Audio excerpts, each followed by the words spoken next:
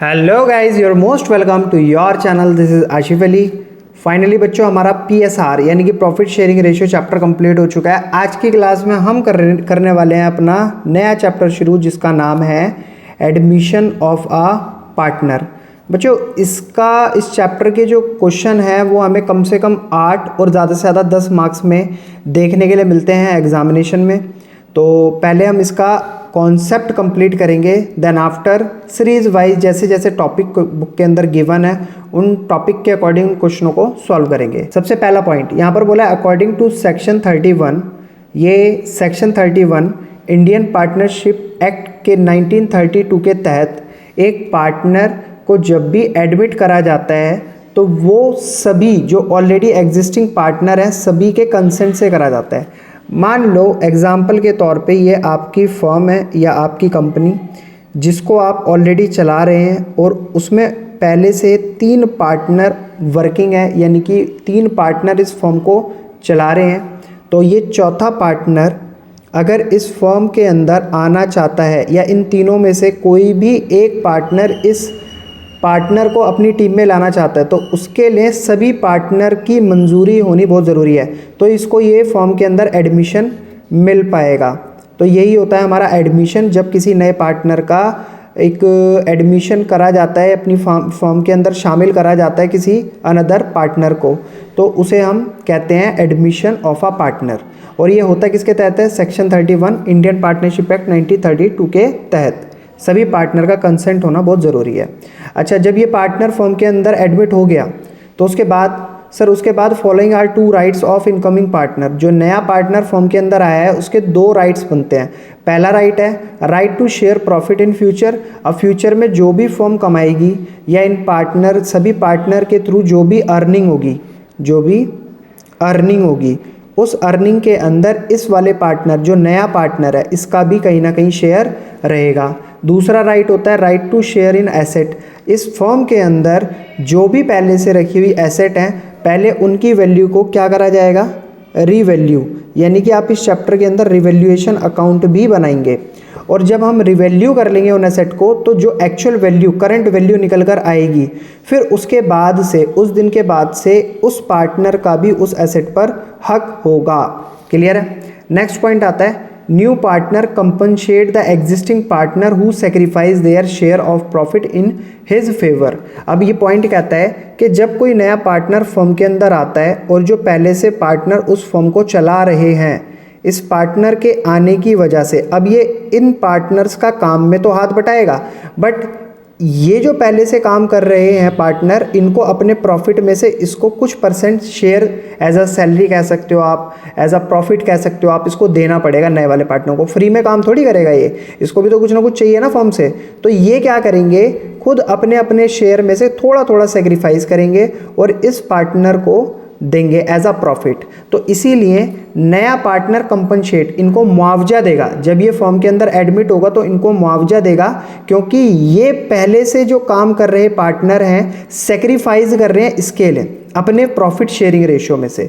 The amount he pay against the sacrifice is known as premium for goodwill. अच्छा, जो compensation ये इन partners को देने वाला है, मतलब शुरुआत में तो जब एडमिशन इसका होगा तो ये पार्टनर इन लोगों को क्या देगा? एज अ मुआवजा कंपनसेट करेगा। उसको हम क्या कहते हैं? PFG। It means premium for goodwill. इस नाम से ये अमाउंट इनको लाकर देगा। नेक्स्ट पॉइंट आता है बच्चों, when a new partner admit it is necessary to revalue asset and liability because actual value of asset and liability may vary from balance sheet value and new partner should not suffer because of revaluation in asset nor he should be benefited by increase in value of asset। अभी थोड़ी देर पहले मैंने इस point को explain करा था। हुआ क्या था बच्चों, जब हमारी फर्म में एक नया पार्टनर एडमिट हो रहा था तो उस सिचुएशन में क्या हुआ था, एक पॉइंट आया था जो राइट बताया गया था इस वाले पार्टनर का। क्या है? पहला राइट तो ये था कि जो भी फ्यूचर में प्रॉफिट होगा उसमें से इसकी हिस्सेदारी रहेगी। दूसरा राइट ये था कि जब इस पार्टनर का इस फर्म के अंदर एडमिशन होगा तो उस सिचुएशन के अंदर जो इस फर्म में रखी गई ऑलरेडी, मतलब पहले से ही रखी गई एसेट्स हैं, उन एसेट्स को हम क्या करेंगे? रीवैल्यू करेंगे। रीवैल्यू क्यों करा जाएगा? जो भी इस फर्म की एसेट है उसमें अगर वैल्यू इंक्रीज होती है तो ना तो इस तक कोई बेनिफिट पहुंच पाए उन बढ़ती हुई एसेट्स का, और अगर कोई एसेट हमारी डिक्रीज होती है यानी कि उसकी वैल्यू में कहीं ना कहीं कमी आती है, तो ना ही ये उस गिरती हुई एसेट की वैल्यू में किसी भी तरीके का लॉस सफ़र कर पाए। तो देखो यहाँ पर यही बोला है, जब कोई नया पार्टनर एडमिट हो रहा है तो ये ज़रूरी है कि वैल्यू को क्या कर लो, एसेट को रिवैल्यू कर लो और लायबिलिटी को भी रिवैल्यू कर लो, क्योंकि जो एक्चुअल वैल्यू है एसेट और लायबिलिटी की वो निकल कर आ पाए सही बैलेंस शीट से, और नया पार्टनर ना तो किसी भी तरीके का नुकसान झेल पाए, ना सफ़र कर पाए रिडक्शन ऑफ इन एसेट, और ना ही किसी भी तरीके का उसको बेनिफिट पहुंच पाए वैल्यू ऑफ एसेट में। तो क्लियर है मेरा ये पॉइंट भी? तो मैंने आपको 2-3 चीज़ें बताई, इसको आपको बहुत ध्यान में रखना है और इनको अप्लाई हम क्वेश्चन के अंदर भी करेंगे बच्चों।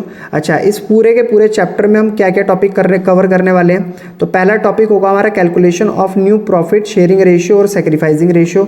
तो ये अभी पिछले चैप्टर में आप पढ़कर आए हो, प्रॉफिट शेयरिंग रेशियो में अभी मैंने कंप्लीट करा है। उसी के अंदर हमने ट्रीटमेंट, अब यहाँ पर एक नई चीज़ आएगी हमारे सामने, ट्रीटमेंट ऑफ गुडविल, कि जब नया पार्टनर फर्म के अंदर एंटर होगा तो अपने साथ ये क्या लेकर आएगा? प्रीमियम फॉर गुडविल का अमाउंट लेकर आएगा।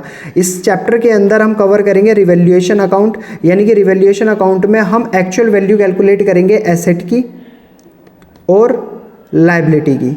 जो भी फर्म के ऊपर कर्ज है उसकी एक्चुअल वैल्यू क्या है इसके एडमिशन के बाद, वहाँ से फिर इसकी हिस्सेदारी शुरू हो जाएगी। इससे पहले मान लो एक पार्टनर ने एडमिशन लिया है यहाँ पर, या यहाँ पर एडमिशन लिया है, तो उससे पहले एसेट की वैल्यू क्या थी और लायबिलिटी की वैल्यू क्या थी, वो अपना रिवैल्यू करके जो भी प्रॉफिट और जो भी गेन होगा, जो भी लॉस होगा, ये आपस में पुराने पार्टनर निपटारा कर लेंगे। और आज के दिन के बाद से अब कोई भी एसेट बढ़ती है या घटती है, या कोई भी लायबिलिटी बढ़ती है या घटती है, तो उस एसेट और लायबिलिटी के अंदर हिस्सेदारी इस नए पार्टनर की भी हो जाएगी।